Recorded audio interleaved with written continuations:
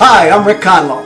I am glad you are here. We're going to talk about a key ingredient to your leadership success. And it's all about how to develop, coach, and inspire people. And we're going to focus in as we do that as we go forward. So, who do you want to motivate and inspire and why? When it comes down to it. And there's probably, I've got a who and a why here, but there may be another thing that's important when we talk about that. What's the context? You know, research says 50% of managers fail. The economy, although getting better, it's kind of up and down and it's uneven across marketplaces. And so what we've noticed is there's a lot of anxiety and frustration in the leadership ranks. Big goals because we got to make up some things, but not quite sure if they can get it done. A lot of change going on. Maybe some confusion and ambiguity. Well, hopefully what we talk about here will give you some hope that you can take your team and you can ramp them forward, at least in one key area that can make a difference today. So who do you want to inspire? Well, if you look at the list, I won't read it all, but it's from the poor performers to the superstars. You know, everybody needs to be inspired. Most people think they're performing better than they are, and most people can perform significantly better than they are. So we got to bring our best for every employee, as a team and as each individual. And then, of course, there may be coworkers you need to make an impact on and have some influence. And what we'll talk about here can relate to that. And why? Well, it makes sense. Improve results, you know, and you see a whole lot listed there. Could be sales and customer service and quality. Those are the kinds of things we're looking at trying to do. And then, of course, to alleviate some of that pressure and that aggravation and that frustration that we all have in organizations, this fast-paced world that we live in. So what do you need to do? You need to understand motivation. And motivation, and you know, we hear about this often. People say, well, how do you motivate people? And I remember one guy who was in some of my programs as I was consulting with this organization, and he came up to me on break and he said, Rick, I just want you to know I don't buy into what you're talking about. I don't think it works here. It doesn't work for my team. They're different. And I said, really? He says, do you have a minute? And he says, yeah. And I said, so let's sit down for a minute. We went over and we sat down. I says, you know, you and I have talked before, and I know what you're doing and all that, and I'm intricately involved in your company's drive to exceed its goals. I've got the numbers. How are you doing on your numbers? So he looked at his results. He was last, and he didn't buy into what you're doing. Then I looked at him and I said, Scott, I tell you what, why don't you just try it? I'm going to be here a few days. I'm going to come back in 4 to 6 weeks. Try it for that time period. Execute it as we've worked on and role-played and discussed and followed up on, and see if it doesn't work. He said, okay. So he made a commitment. He tried. I come back later. He was one of the first guys that I saw, and he came up. He's got a smile from ear to ear, and he goes, Rick, it works. My numbers are improving. Wow, and he put out his hand and shook my hand. So you need to understand what motivates people. And just a quick synopsis, a couple things. One, on that, I recommend you read Iceberg's article, What Motivates People, one more time. Look it up on the internet. It's there. From our research, we found that what most people want is they want a challenge. They want to be appreciated for what they want to do. They want to be in on things in terms of commitment and buy-in. They want to be a part of something important. And if we create that kind of climate as a leader, we can get the results that we want. So understand motivation. I'm going to zero in on one of the key things related to that motivation, but it's predicated by two statements.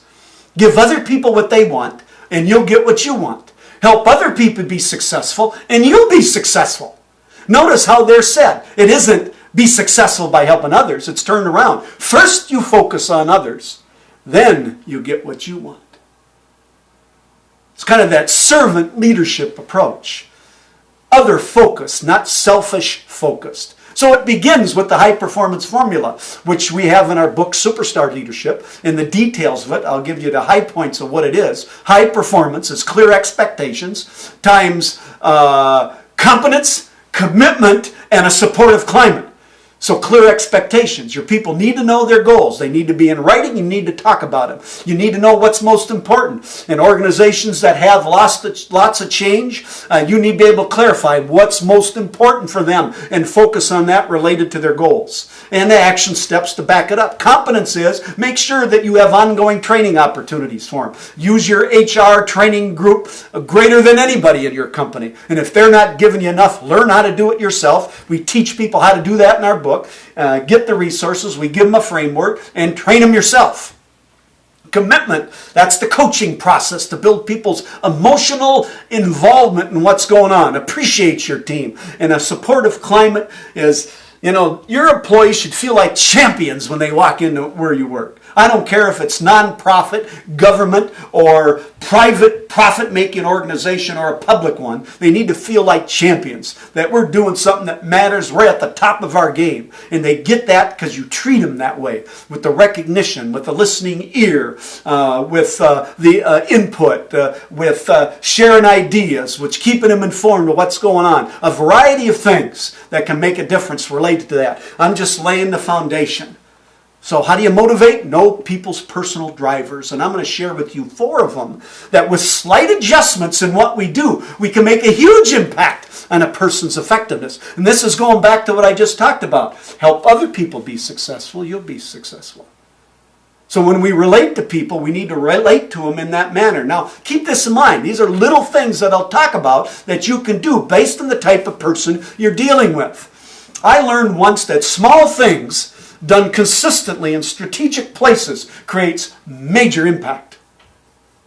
In other words, the success is often in the details of understanding people. There was this horse called Ahmed. And Ahmed was in the same number of races of a few other horses. But Ahmed ended up winning $1 million in those races. One of the horses that was in all the same as he was won $78,000. So these behavioral scientists took Ahmed and this other horse and studied them to see how fast they were, their weight, their body mass, their teeth, their hooves, everything. They checked them out, inside and out. Here's what they found. Ahmed was no more than 2.8% faster than that other horse. Yet, 1 million compared to 78,000, how much times more is that? 12, 13, somewhere in there. Ahmed won 12 to 13 times more money. And that gives us a lesson about dealing with people or being a leader. Is that little things mean a lot. We're not rampantly changing what we do. We're learning something 1%, 2%, 3% that can make a difference. When? Today, in what we do. So know people's personal drivers. So what are they? Well, first let's start out here. It's about how we communicate with people. Did you know that words make up what impact do you think of the communication? I got the blanks there on the slide. It's 7% of the impact of our communication. They're important, but the full impact is only that amount. Voice tone, what do you think? I've had people say 70%. Well, it's 38%. 38% in voice tone. So if you take words and voice tone, put them together, you have 45%, right? How much does that relate left? What is it? 55% of our impact is our body language or our behavior. So it's one thing about what we say, it's another thing about how we say it, and it's even more important about what we do about what we say. See what I'm getting at here? So keep that in mind as I share these personal drivers and how they can impact you. Because keep in mind, we only know a little bit. It's like the iceberg. We only see a little bit of what the potential of each person is. And people can achieve incredible things. I've gone in organizations where they're stalled in terms of growth, and within a matter of months, we've got 48, 53, 75, 122% in terms of the results. One company last year was negative 15%. The last 5 months of the year, we got into positive 50%, made up all that ground, a 30% swing. Same people, same products, same managers, different approach about how we're dealing with people. That's why we say, be a student of the game. Understand human behavior. What we're talking about is one ingredient of all of that. So first is some people have an achievement motivation. And what does that mean? They like to be the leader. They like to accomplish goals. They like to be number one. So when we deal with them, we need to talk about with them like that. I remember a manager that I was coaching that was like that. He always wanted to be up there. His name was Mark. And he always wanted to know how others were doing so he could be better.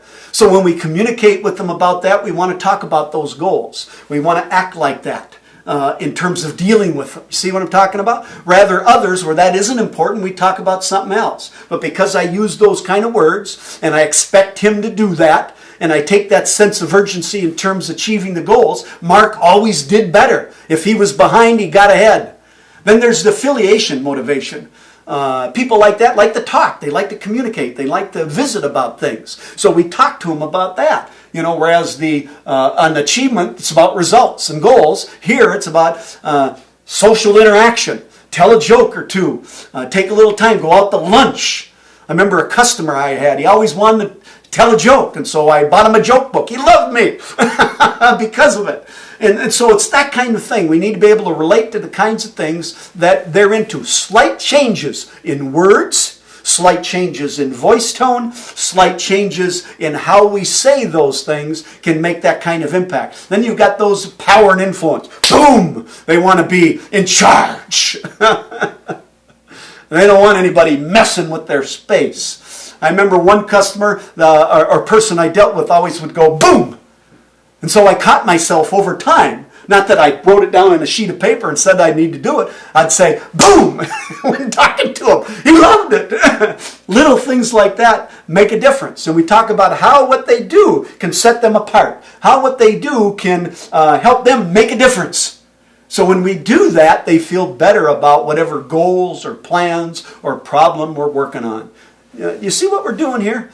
Small things done consistently in strategic places creates major impact. Now we have people that are more technical in motivation. That's the IT or the data, the facts, the figures. So when we talk with them, we tone it down a little bit in terms of our voice. I have to work at that because I tend to get like that. So I need to tone it down a little bit and maybe put it in writing and go over it with them that way. Whether it's an employee, a co-worker, or a customer we can apply this to, then they'll feel better about what we're doing. Inwardly, they're thinking, I like this guy. I like Rick. He understands me. All I'm doing is understanding him and making slight adjustments in what I say, how I say it, and what I do about what I say. See what I'm talking about? Little things can mean a lot. And that's what we talk about in our superstar leadership model.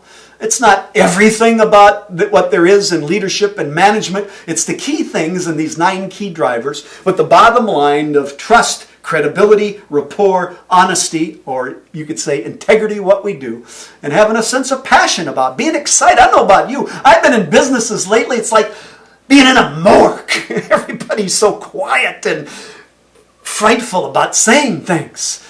Business is real serious stuff. Like, I think Tom Peters has said over the entrance to Harvard Business School, it says, who enters here will never smile again. We don't have time for that anymore. Make an adjustment with the people you work with, and they'll understand it. They'll see it. And you'll build more trust, credibility, and rapport with them.